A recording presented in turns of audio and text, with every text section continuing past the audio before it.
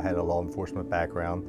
I did almost 4 years at Salisbury City, and then I finished up my career with the Maryland State Police, so a combined of 22 years of law enforcement. What I really like about here is, you know, as a police officer, you go out there and you might make an arrest or you have a good investigation and stuff, but at the end of it, you put it in the best case that you can, and you give it to the state's attorney's office to prosecute the case.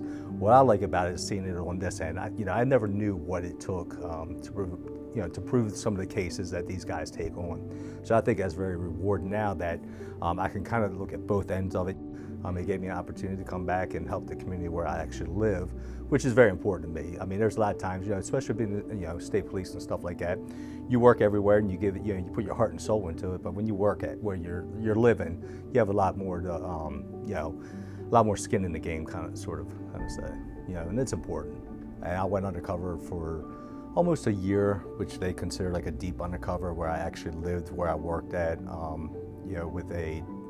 nobody knew who I was in the community, to include most of the police officers, only probably 2 prosecutors in the county, and I set up a business, and I actually lived in the community without my family and did like a deep undercover for about 12 months. Most of the violent crime is related to the drug trade. I mean, that's what it's about. It's about money and power. I learned every single day, things that I could have did better as an investigator, as a police officer, and things of that nature.